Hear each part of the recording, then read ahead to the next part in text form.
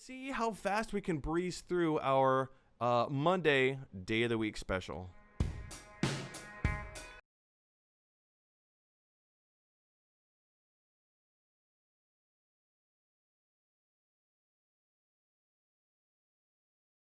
That's right, you guys. Today is Monday. We are testing out a brand new segment called "What We Watched This Weekend." In fact, I think that's what it's called.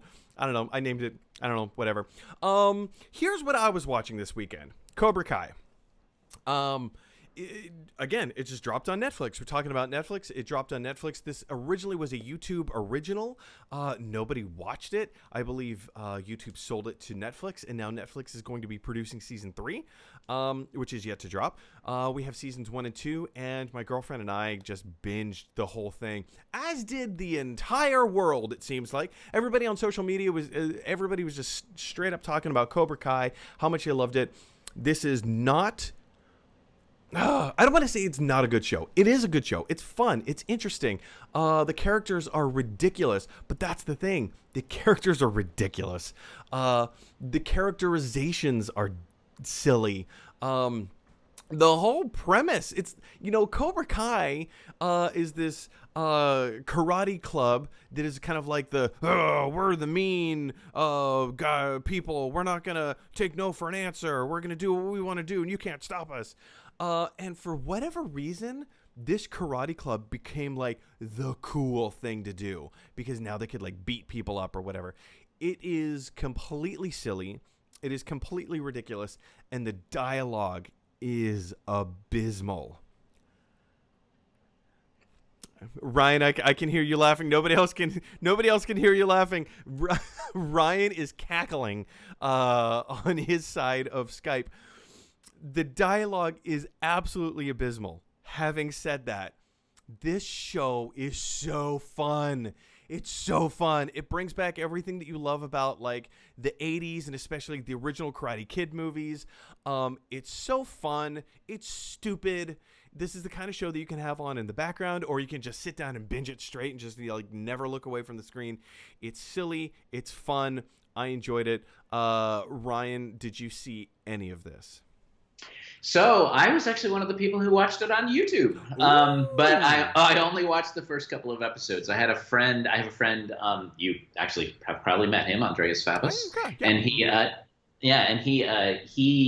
worked together, and he was like, "Oh, you got to check this out." And the thing is, like, I've already given away my age. I was a teenager in the '80s. Karate Kid was actually a very important movie to me when I was a teenager. I identified with Daniel LaRusso. Forgive me.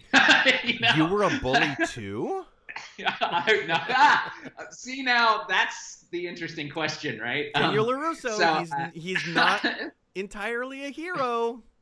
That's the great thing about it. Like, I only watched the first 2 episodes. I've heard more people talk about it.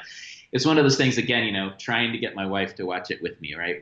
But she's younger than I am. She's like 10 years younger than I am. So it's like she doesn't have the same nostalgia for it as I do. Yeah. And, the reason why I was laughing when you talked about the dialogue being abysmal, because I'm sure the dialogue in the original films was completely abysmal too, but I didn't know it. I didn't care. You're not there. It's not the kind of show that you show up for the I heard this karate movie has great dialogue. The action scenes are meh, but boy, it's almost like the guy from The Social Network wrote this. Well, I really liked the story at the time. I really liked the bully kid sticks up for himself. I mean, that was, to me, and I'm a pretty nerdy dude at the time, that was pretty important to me. So, but then of course I've grown up and I've gotten more into interesting narratives, and I do love the way they're reversing it, because now the question is, hey, is Daniel the asshole? Oh, that's number 2. That's number 2. Oh, 3 strikes and you're out, Ryan. It's sorry. Oh, I almost caught it. You're right there. It's funny. I told you before, I have a 2.5-year-old, so this is good practice. Okay. When they're an infant, you can still use those types of words, but man, when they.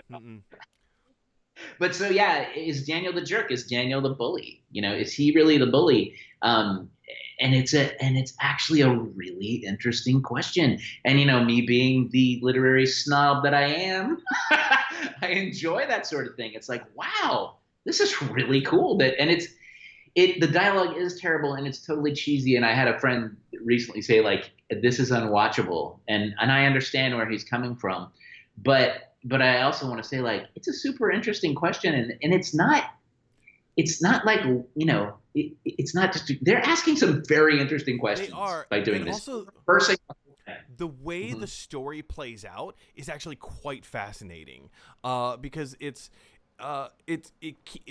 yeah, it's silly, it's cheesy, but like you said, they're asking some really important questions, and they're delving into like what is status. I think status is a really interesting thing to explore in storytelling. So they're exploring status. They're exploring like what does it mean to be a bully. Like how is it possible for what's the phrase, a leopard to change his spots? Like how do you become the traditional villain and not at the same time? Like how do you humanize people in a way that we all kind of matter? Anyway, we could go on and on and on and on. Did you It's guys have interesting. say what?